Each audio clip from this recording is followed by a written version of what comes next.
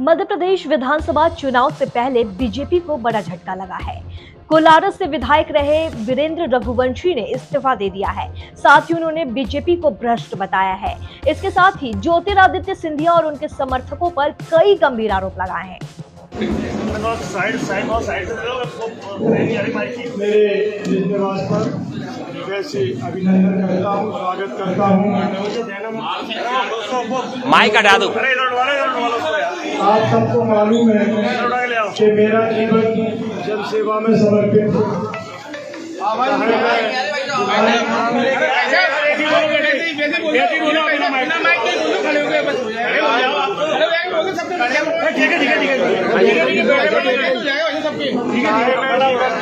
किसी पद पर रहा हूँ या नहीं रहा, मैंने सदैव जनसेवा को महत्व दिया है। शिवपुरी मेरी कर्मभूमि है, कोलारस का मैं रहने वाला हूँ, जन्मभूमि है। मैं सर्वप्रथम ईश्वर को धन्यवाद देना चाहता हूँ कि दोनों भूमियों पर मुझे सेवा का मौका मिला। पर वर्तमान समय में भारतीय जनता पार्टी से कोलारस से विधायक होकर जनसेवक हूँ। 3.5 वर्षों से, जब से सिंधिया जी के सहयोग से भारतीय जनता पार्टी ने सरकार बनाई है, मुझे अपनी जनसेवा करने में अथाह पीड़ा का महसूस हो रही है और बर्दाश्त करना पड़ रहा है। सिंधिया जी के साथ आई हुई जितनी टीम है, चाहे वो मंत्री हो या उनके सपा सालार हो, अखंड रूप से भ्रष्टाचार में डूबे हुए हैं। 3.5 वर्षों में मैंने जनसेवा में जो योजनाएं केंद्र प्रदेश सरकार की थी, जिनको मैं अपने अनुभव, अपने प्रयास, अपनी मेहनत से ला सकता था, मैं संक्षिप्त में ही कहूँगा कि कोलारस विधानसभा में आज 75 साल में छूटे हुए वो हर काम को अंजाम दिया है मैंने। चाहे वो पानी की योजनाएं हो, नल जल योजनाएं हो, कॉलेज हो, सेंट्रल स्कूल हो, बस स्टैंड हो, हाउसिंग बोर्ड कॉलोनी हो, बिजली के स्टेशन हो, सड़कें हो, अमृत सरोवर तालाब हो, सभी से मैंने अपनी जन्मभूमि को सिंचित किया है। लेकिन हर काम में, चाहे वो प्रभारी मंत्री हो, चाहे वो बिजली मंत्री हो, सभी ने मिलकर के पूरी ताकत से मेरे विकास कार्यों को रोका है।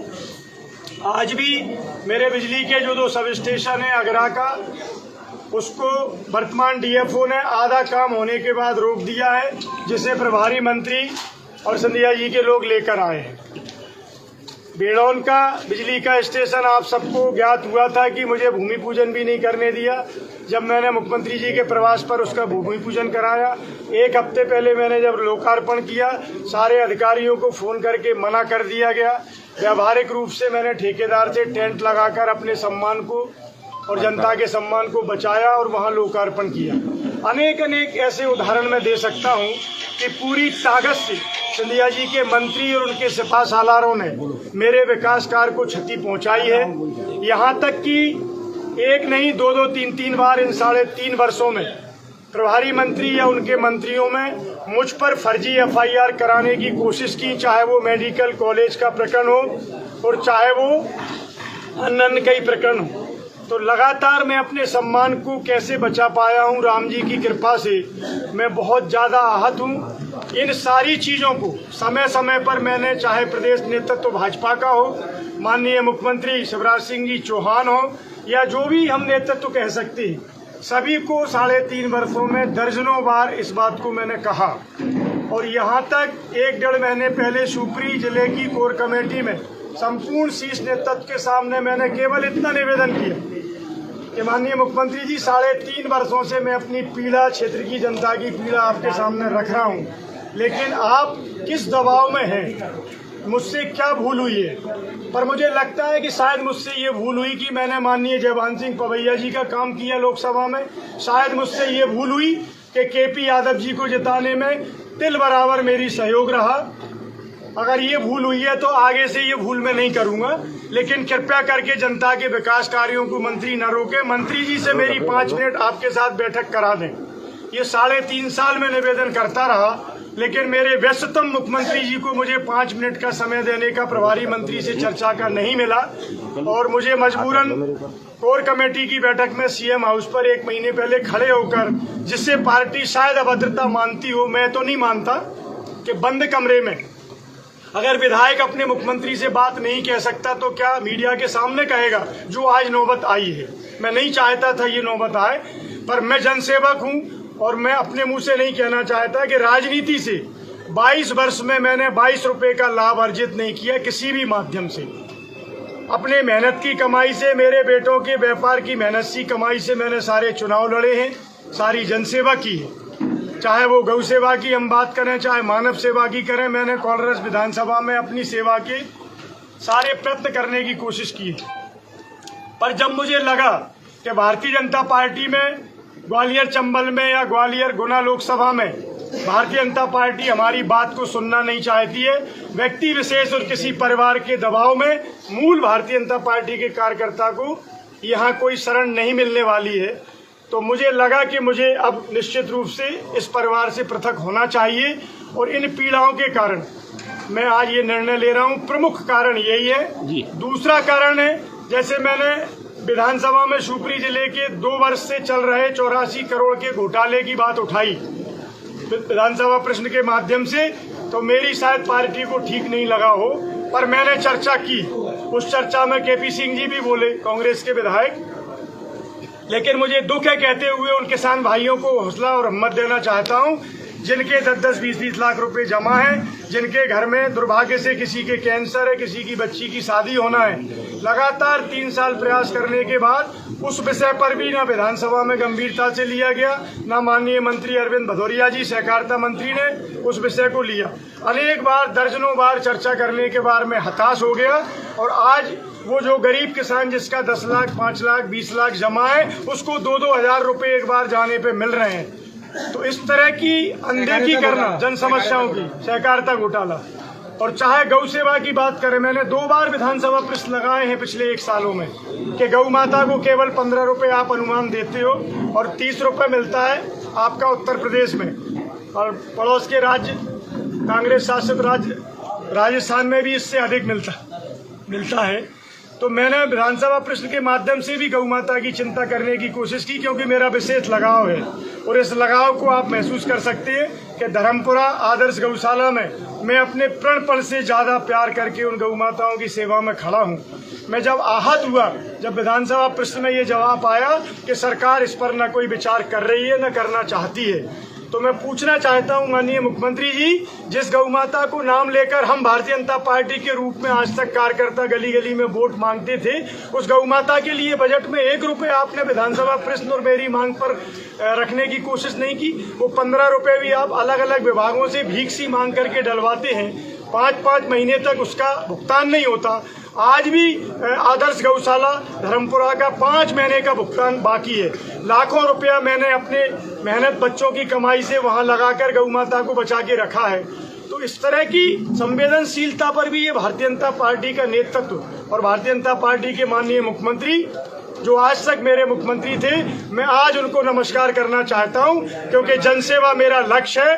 जोड़ तोड़ की सरकार आपने कैसे बनाई, हम लोगों को, मूल भाजपाइयों को ग्वालियर चंबल संभाग में जिस तरह कुचला जा रहा है, मैं आह्वान करना चाहता हूं मूल भाजपाई कार्यकर्ताओं से, साथियों अपना राजनीतिक जीवन बचाना है तो आप मेरे आह्वान पर ऐसी भारतीय जनता पार्टी और ऐसी सरकार को त्याग कर जनसेवा का संकल्प लें। मैं यही निवेदन करना चाहता हूँ।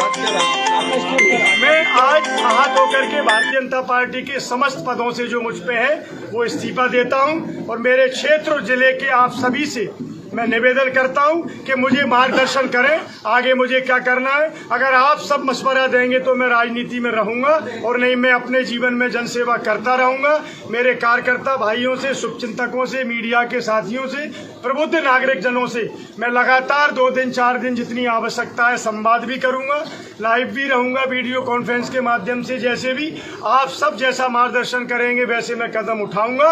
और नहीं तो 2003 से आज तक जिस तरह जल सेवा वितरण करके शिवपुरी नगर की सेवा दी थी, मैं राजनीति में नहीं लेकिन समाज सेवा के पथ पर चल करके आगे बढ़ूंगा। आप सबके जैसे सुझाव आएंगे मैं कदम विधानसभा से कांग्रेस को उम्मीदवार होंगे। मेरा कोई निर्णय नहीं है, ना मैंने कोई पार्टी का निर्णय लिया है, ना मैंने शिवपुरी विधानसभा का, ना कोलारस विधानसभा का। मैंने मेरी किसी से मुलाकात आज तक नहीं हुई।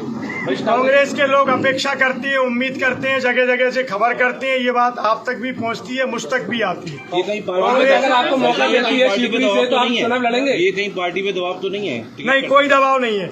मैं वीरेंद्र रघुवंशी वजनदारी से कदम उठाता हूं। पार्टी मुझे टिकट देने के लिए कोलारस और शिवपुरी दोनों जगह सर्वे करा चुकी है। आपके पास भी सूत्र रहते हैं, पार्टी से आप जानकारी ले सकते हैं। दोनों जगह मेरा सर्वे में 1 नंबर। और कांग्रेस आपको शिवपुरी से टिकट देती है तो शिवपुरी से लड़ेंगे क्या? प्रताड़ना के कारण दे रहे हैं। बिल्कुल दे रहे हैं।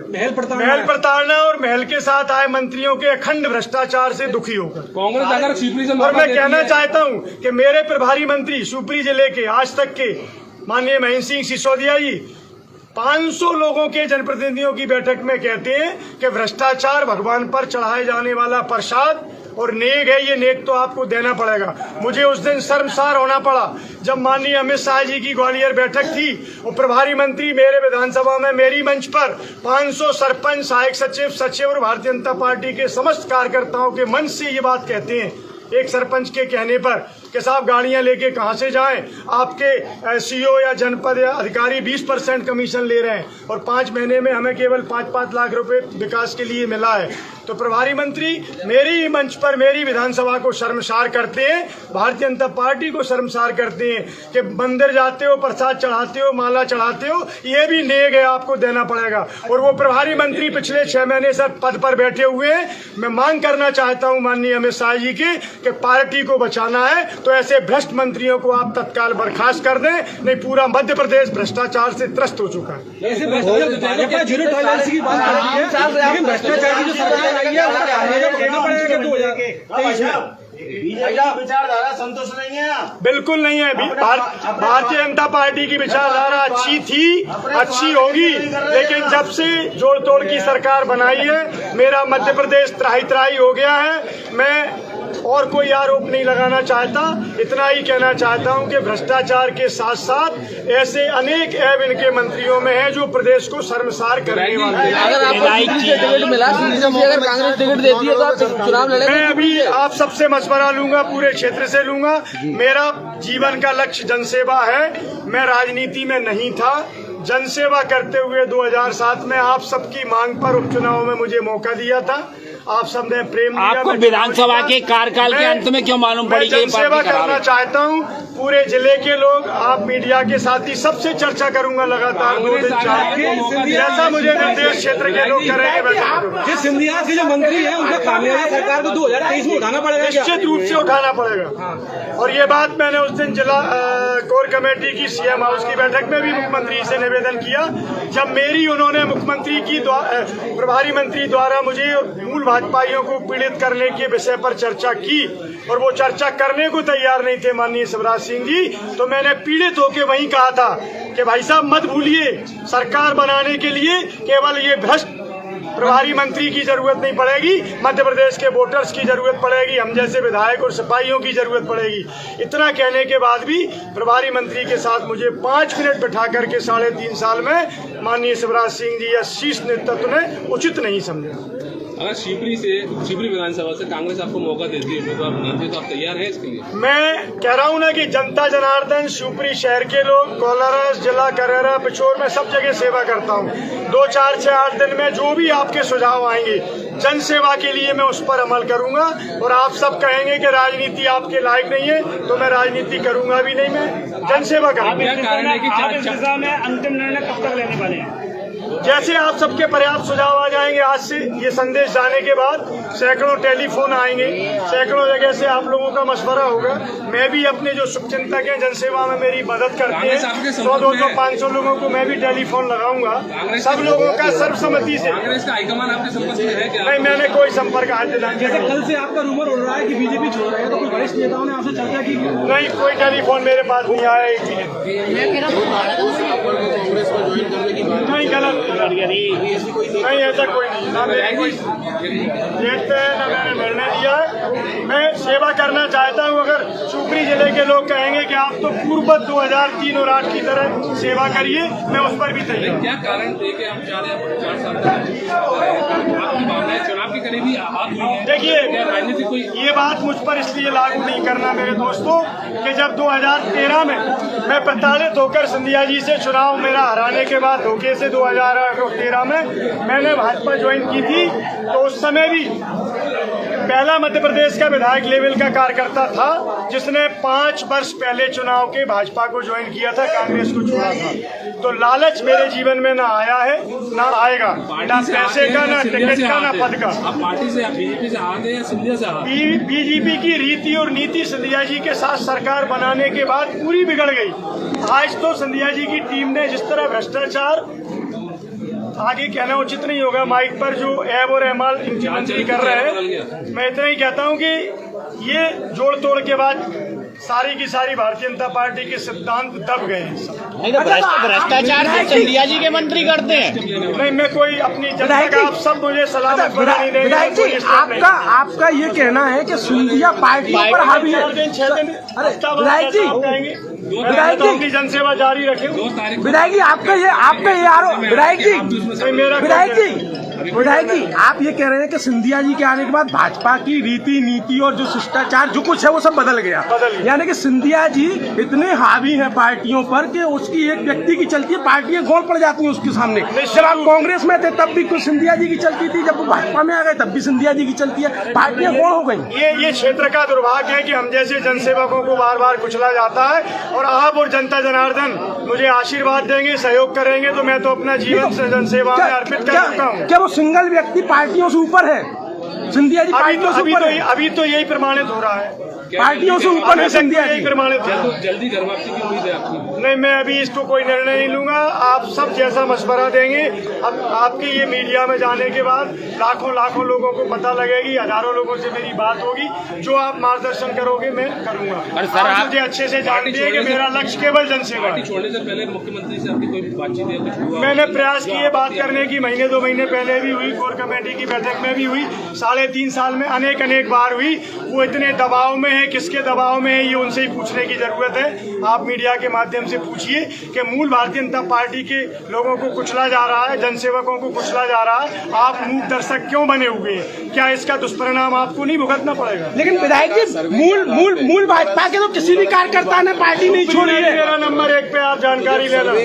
विधायक जी, टिकट का मेरा लालच नहीं है मेरे दोस्तों, मैं टिकट का लालच आज भी नहीं करता। विधायक जी, आप और मैं जब 1 साल पहले भी कई बार बात हुई तो मैंने अपने पार्टी के मंच से भी कहा, विधायक जी, टिकट और बधाई मेरा लक्ष्य नहीं है, मेरा लक्ष्य जनसेवा है। विधायक जी, आपका आरोप है, ये मैंने प्रमाणित किया है। विधायक जी जानते हैं, विधायक जी, आपका आरोप है मूल भाजपा कार्यकर्ता का दमन किया जा रहा है बुरी तरह से। लेकिन अभी तक एक भी मूल भाजपा कार्यकर्ता ऐसा नहीं है जिसने पार्टी छोड़ी हो। सारे के सारे वही कार्यकर्ता हैं पार्टी छोड़ने वाले, जो पहले दूसरे दलों से भाजपा में आए थे और फिर वापस भाजपा से। आप देखते रहे, अभी 3 महीने का समय है, अब पीड़ा लोगों की जागेगी और लोग अपनी बात रखेंगे पार्टी में। आप अलग अलग व्यक्तिगत भी पूछ सकते हैं, इसी शहर के प्रबुद्ध पत्रकार साथी हैं। मूल भाजपा के कार्यकर्ता को वीडियो में नहीं आना चाहते लोग। मानव जीवन में कहीं ना कहीं भय रहता है, स्वार्थ रहता है, लेकिन सच्चाई आपको भी मालूम है कि मूल भाजपाइयों की स्थिति क्या हो गई है ग्वालियर चंबल। तो वहीं एक और वीडियो सामने आया है जिसमें उन्होंने बीजेपी के झंडा को उतार फेंक कांग्रेस के झंडा को लगा दिया।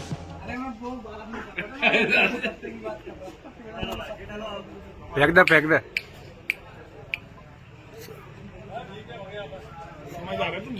हाँ, ऐसा हो गया, ऐसा हो गया।